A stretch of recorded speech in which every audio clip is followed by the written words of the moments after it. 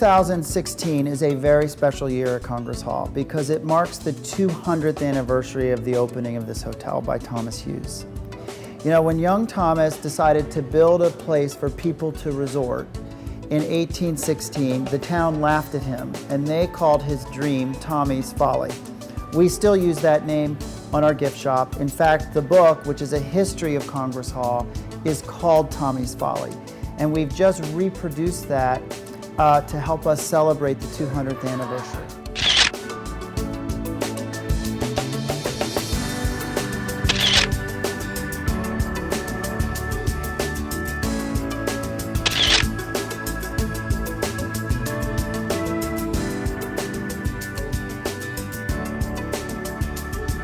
Just recently I was on a little bit of a holiday and I read David McCullough's book, The Wright Brothers, and about what ridicule they went through when they were building these machines, these flying machines in their bicycle shop in Dayton, Ohio, and then taking them off to the sand dunes of Kitty Hawk to test their flights.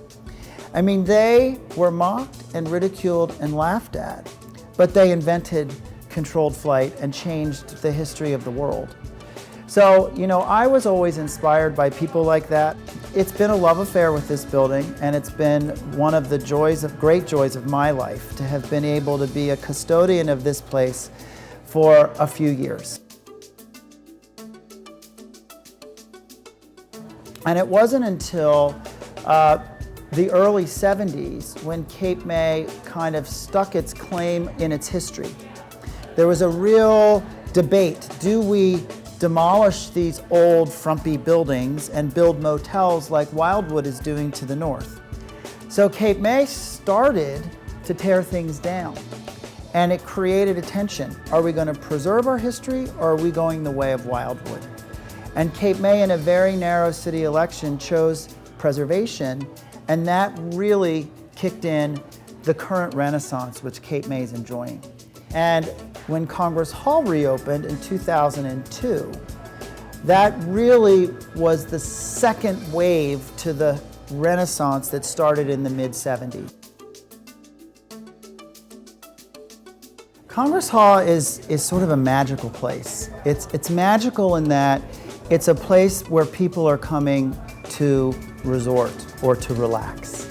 So because we're a resort property, people want to relax here. And this place has an ambiance about it that makes it easy to do that. Another important goal for us was to make this place all about simple pleasures and authenticity. Bicycles, lemonade, cool breezes, a rocking chair on a veranda. Those sorts of simple pleasures take people back. There's something about a historic building also that allows people to channel its history and to make it a tradition for them. You know, our guests are craving traditions. Not everybody's grandmother has the old house by the sea where they've been year in and year out. Families are spread apart in ways that they weren't 50, 60, 100 years ago. So for us to be a gathering place and a place where they can come year in and year out creates a memory and a tradition that is a huge part of our brand. And so we celebrate the 4th of July like nobody else. We're not ashamed to wave the flag. Multi-generational clans will gather, grandparents, kids, grandkids. That's what we're all about, because we want people to live in this place and treat it like it was meant to be a big house by the sea.